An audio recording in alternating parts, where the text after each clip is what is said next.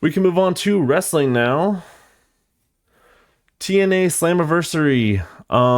I wasn't expecting to want to watch this, and then it was announced that AJ Styles was going to return, and AJ Styles came up in TNA and really like put that place on his back, and then they announced after 11 years he was going to return. So we all kind of like talked about it in the group chat. We're like, oh yeah, we're tuning in. So I invited my buddy Jeff over. He came.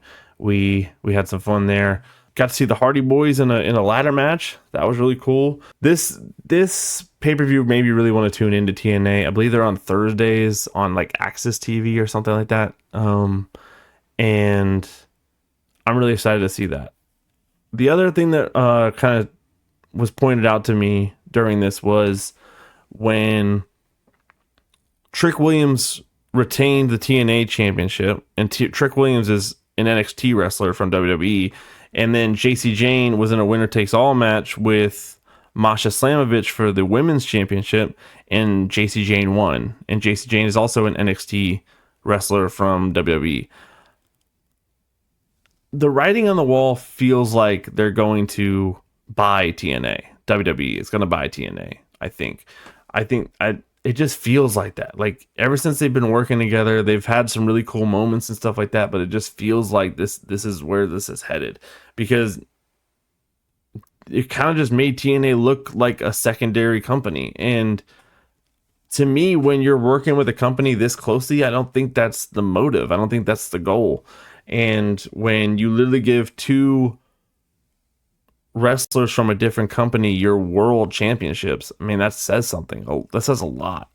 And I just feel like it's really weird, you know? Like we've seen tons of like AEW and New Japan things for different titles and stuff like that, and I don't think any of them have ever changed, because they're not supposed to change. Like an AEW guy is not supposed to have a New Japan title. It's just not really, unless they go do something in New Japan, because they're a lot more cool with the whole Forbidden Door thing than WWE is. But I just don't feel like you're supposed to be holding a title like that, you know, unless there's some sort of goal that I'm not seeing. But I just think it makes TNA kind of look like like the little brother company, and I didn't like that, especially when I'm watching a TNA pay-per-view. It was interesting. I had a lot of fun watching it. We got to hang out on Discord with a bunch of our friends and watch it, and I had a lot of fun. Drew McIntyre was, I believe, talking with Logan Paul, was it? About the Travis Scott situation. Apparently Travis Scott is done with WWE. Like they don't want him back, and he doesn't want to be back. I think it was a matter of I think he got into it and realized it wasn't what he wanted to do, I guess, and just decided it wasn't cool enough for him. We had a conversation about Jelly Roll last week, and I think this was kind of the thing that I missed. Was there's celebrities that do this, which is come in here and just kind of do whatever they want, and that's really annoying. I still don't feel like Jelly Roll is one of those guys, and if I'm wrong, I will admit I'm wrong, but as far as I can see right now, Jelly Roll seems to be trending more to where Bad Bunny kind of laid in. Travis Scott kind of walked around with The Rock and John Cena for a little bit, carrying this title that Triple H gave to him, and that was kind of it. And then he, you know, in the main event of WrestleMania or whatever it was, he punched Cody Rhodes in the face and gave him a black eye.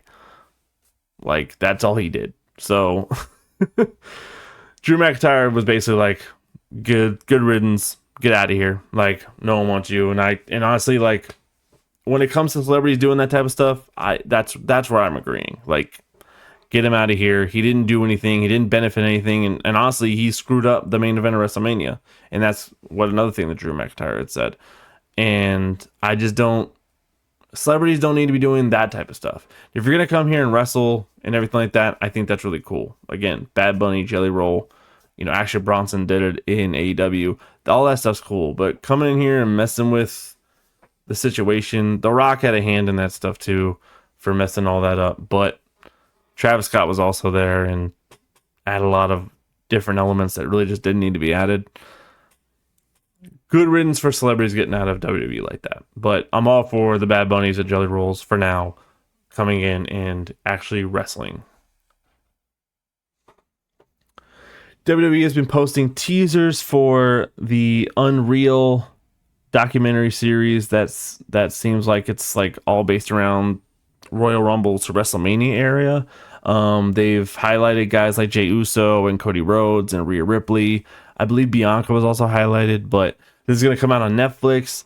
I like to see stuff like this when it's not in the moment. I don't want to see what's happening right now behind the scenes with the wrestlers because of the whole kayfabe thing. If you ruin the kayfabe right now with things that are happening right now, it's going to ruin the illusion, basically, you know. And but with things that happened like 6 months ago, that doesn't matter to me. Like I'm all for seeing how that culminated and how that came about. So I'm really interested to see this. I like seeing stuff like that. And in wrestling too, there's not a whole lot of that. Like you had like the being the elite stuff that the Bucks would do behind the scenes, like YouTube vlogs and stuff like that. But like this is like for real, like camera crew. Like they showed a clip of like Speed at the Royal Rumble and stuff like that.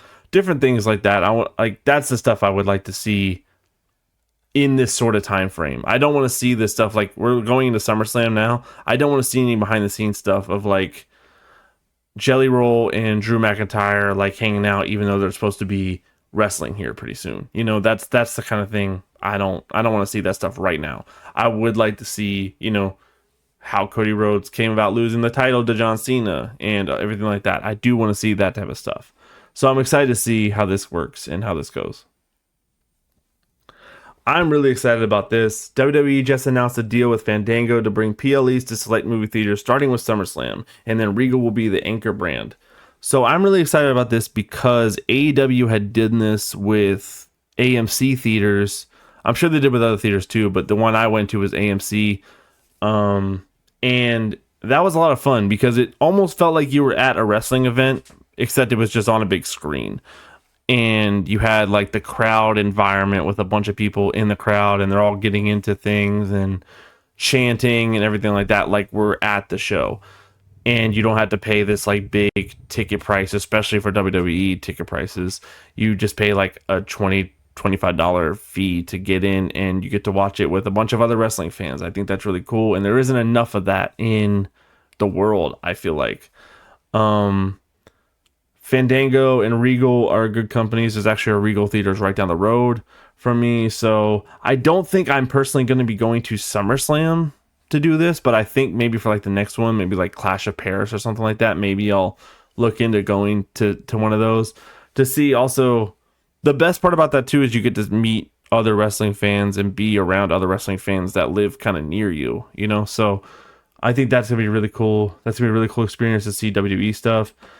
The kind of the downturn of this is the price, really, because if you have Peacock with WWE to watch the PLEs are free. You just have to pay for the Peacock subscription, which is like $7 or something like that. But with this, you have to pay $25 to get into the theater, and then you got to pay for popcorn and drink or whatever else that you get at the theater. And so that's kind of the downturn, whereas the opposite angle with the AEW was that the AEW was like $50, but then the ticket was $25. So there was kind of like a balance there. I was like, okay, I could spend the $50 and just sit on my couch, or I could spend $25 and be around a bunch of wrestling fans. So there is that. Now, I'm not saying WWE that you should charge for PLEs. That's not what I want you to do. I want to keep that Peacock subscription. I'm just saying. But there is that little bit of a downside. But if you want that environment and you want that extra level of basically fandom, it is a lot of fun. I've done it a bunch of times with AEW pay-per-views a couple years ago, and I think it's really fun. So